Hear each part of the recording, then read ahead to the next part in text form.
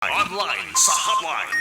Ang question sina, may lang niyang at least may income kang may trabaho pa. No? Kay bisan maibanan ang ila sining budget, may nagbayad ka. Kung wala ka sini trabaho, remedyo general ka lang, may ginabayaran ka pang increase sa tubig mo at itapos ka gidi. We have Mr. Winnie Sancho joining us over the phone kay i-check natin sa ila, no? Pati kuryente dala ini kaya raman sa Power Watch ti sa grupo naman sang issue sa tubig. Ang grupo ni Sir Winnie ara man naga-intra kang naga-suporta. Sir Win, how are you? Good morning. Yes, sir. Mga gasimo, no, labi na gid sa mga konsumidor ng basiwa nga nagapumati sa buong sa programa. Ti okay man siguro kay nauna pang implementasyon do mauna pa implementasyon bala sang VAT kay hindi niya mapunggan mo matik na niya nga ipatuman ginakon sa tion nga dapat implementar sa implement sang serbisyo sang prime water kag basiwa Sir Winaw. Dayon tani no maluoy man sila sa mga konsumidor. Pinsura bala may pandemya. Nagasaka ang presyo sa gasolina. Ikasyam na o nakapulo na nagsaka. Ang mga basic commodities nagasalaka man. Ang real wage ng tao diri sa Region 6 na naog, no, 24% ang reduction from nominal to real wage. Kagiban pagid nga mga bagay, ang kurente, nagnubo-nubo siya kay tungod nga nagdubo man ang kwansang wisam, but we will never know, no? Ang ako lang daya tani Art, hindi abi magpanago niya ang basiwa sa masilin pala mga joint venture partnership privatization na ya. Ano ang bali na subok kay may kuan, may ano ni, may bat, may patong. Sulain na ya ang kuan, ang basiwa bla.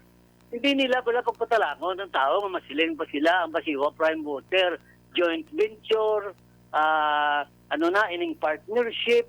But with all of this economic strangulation, no, particularly on the part of the workers, hindi na magpabugal ang basiwa prime water nga joint venture. Basi bala joint misadventure, no, ang kakatabo dira sa basiwa prime water tungod sang mga kahalitan, no, na ginatag nila hindi labang sa mga mamumugon, mga members sang union dira, kundi labi na gid sa aton mga konsumidor nga ang ila mga serbisyo inefficient yapon ang imog insight sa do binaya ka kuan nga example Art magmata ka aga pa kada manghilamos sabi dati panghilamos mo da ko ng color sa tubig miro blue sang una ning ano ni ining chocolate dugay-dugay may mo siya no, and it will take time Base nag-ilis lang sila daw brand bisang kwan sang product lang.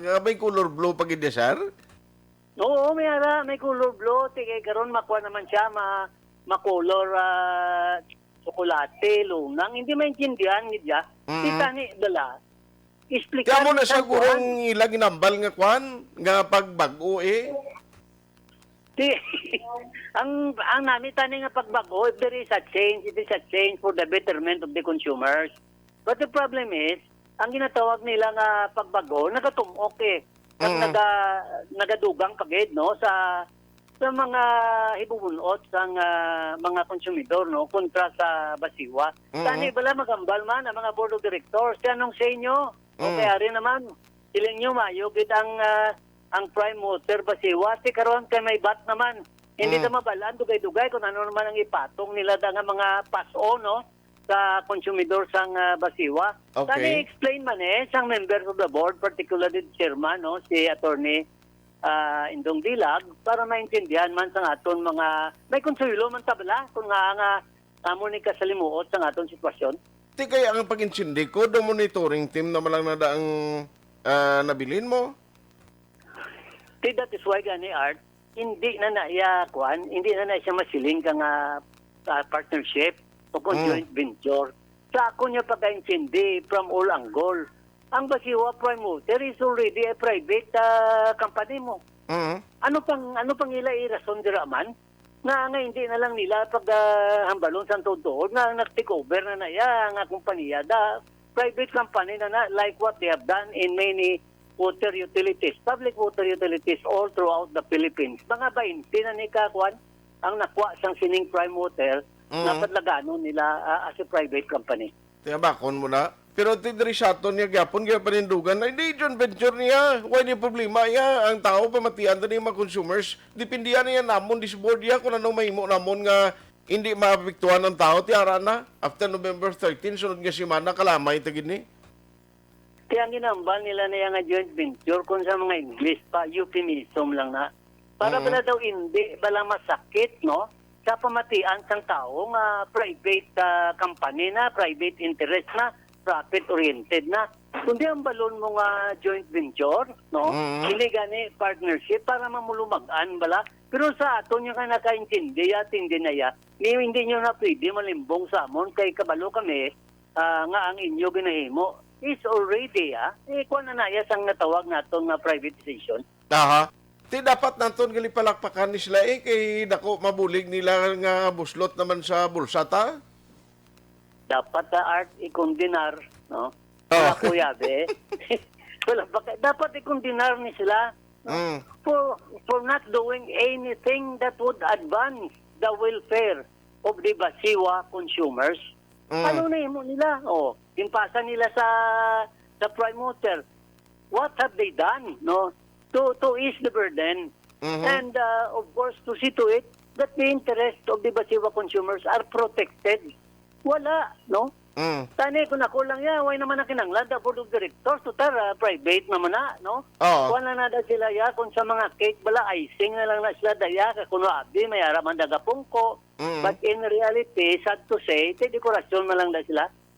Pero sir, kung basihan na to, no? Kung tutuon nga joint venture agreement, o kung may ara sang pribado nga sektor nga nagabulig, no? Ang partnership nga ginatawag, dapat hindi gali pagpatungan sa VAT.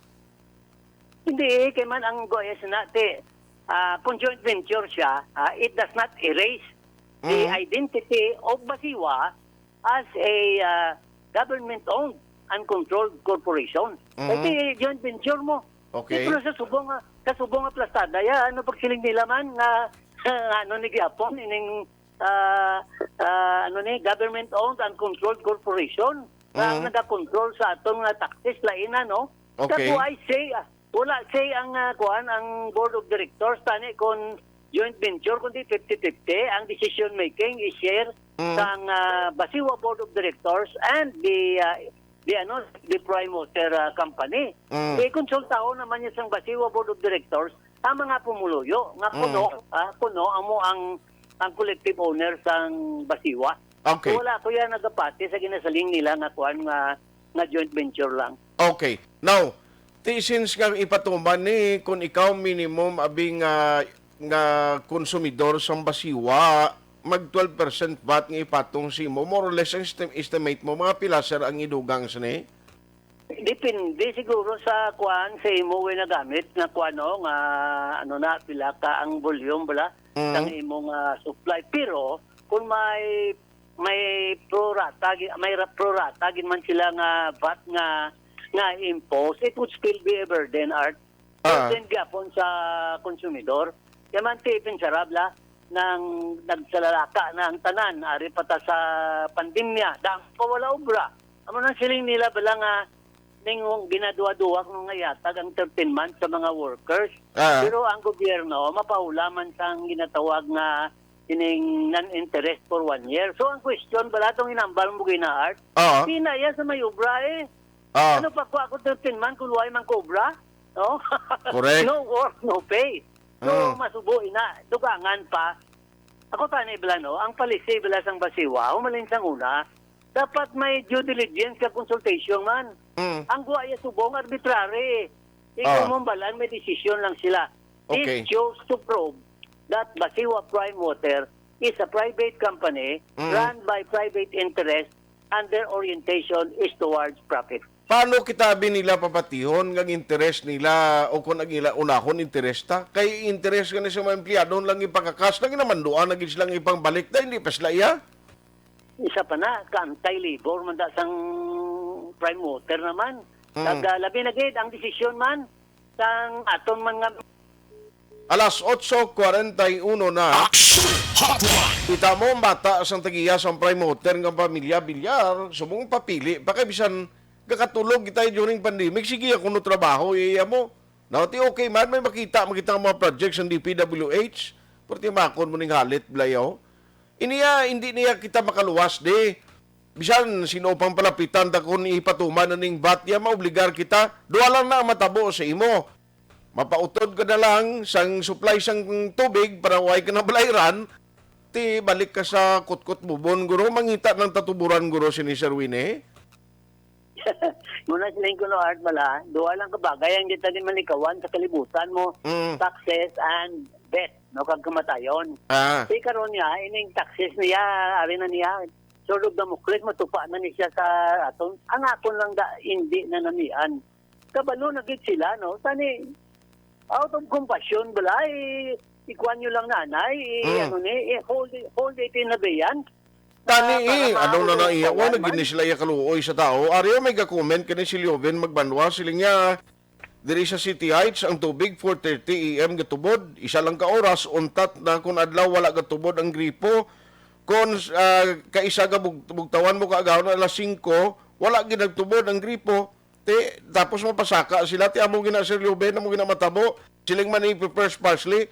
Ang sunod sa Mansilingan lapit sa Robinson kag sa dason nga bangga gatinubod kadugay na ginapabayaan lang dako man nga kwarta ang bulsa nila sa 12% ang lokal ng gobyerno wala lang sino ay anong sa likod sang crime water ang panawag sa crime water ho. Art, it is unfortunate that all the promises that the crime water had been saying all along nang bago sila mag-take over wala mangyapon sang katumanan. So ang voting ganon they made promises and these promises were broken. Kaya ano niya, sino pa may salig sila? Wala na tayo salig sa dumalahan sang basiwa prime motor kay tungod ang ilaya interest na profit motive amo ang nadapangibabaw. Sige, pero ano pa rin may mo taman kay kuni why nagita niya sa nagpan, sir? Why na gini siya makasalbar guro sa aton sini tapos kita sini sa palabuton nga nga November 13 o 14 kay 13 kuno after November 13 la ipatuman mo. Kani kung mayara sini grupo man nga makalonsar abi no pwede ini mapila no makasiling kitabi tingoan taba si makakuwasang ginatawag nga restraining order parang ma-hold ini nga kwanti amo na panawagan sa mga grupo nga involved dira no particularly ang duha ka grupo bisan panawagan ta grupo Progreso ka grupo Asenso. Kuya mapanawagan na lang kuya sa nakita kuya nga ara da ya kun may kausa si kuan abi si Councilor Wilson Gamboa isa na siya no. Ikaduwa, regardless kung gadlagan sila kung waya, ikaduwa si Atty. Cesar de Loria, ano na guro ang nakabulig, at least na as of now, kung ano nga mga legal remedies ang aton sininga mahimo, kaya kung pabayaan mo lang niya, sakto number mo art, why gid ni may makadkuhan di implementar gid nila. So amo na lang na siguro, para at least kung temporarily, no, ma-shelf anay ini ang pag-implementar sang tawag naton nga value-added tax. I see. Ay, pertino. Anyway, lantawon tani, ang masubo-subong, ara gino, mga workers, galaom sila nga tigin basura itong MR, tani abot ko makabagkadto na sila, ang himuon na lang sang mga empleyado ni, kung magkadto na guro, rally naman liwat ang abi mo, Art, no, ang interpretation bala sa ang labor laws, dapat liberal May liberal interpretation.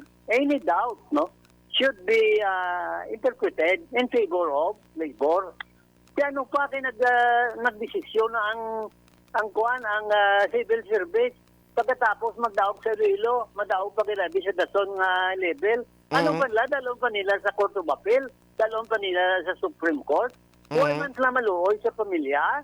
Hindi mga mamumugon na ginpahali nila na halitan. They are suffering from the economic deprivation and mental anguish, no? Because the right to work has been taken away from them. Kanya nga, ito na lang daya sa prime mover basiwa, bala, hindi na kamo magtamod sang kaso. Samdon nyo tani ang pamilya, ang gutom, ang sakripisyo, na agyan sini mga members ang union, no? Na dinhingabot ninyo dira. Okay. Agud to nga mabalik na sila sa ila trabaho, which rightfully belongs to them. Sige. On that note, Sir Winnie, kuha na lang, prepara na lang kita, guro. Ubrat kita alkansiya para nga at least kung may mapulot kita nga pisos dalan, isulod na to para mainugbayad ta sa prime motor, ho, para nga malipay man sila. Ate, sige Art, salamat git kada magbuilog kita sa tubangon taning bagong kauta sa Basiwa Prime Motor. Salamat, Thank you, Kid. Good and, morning.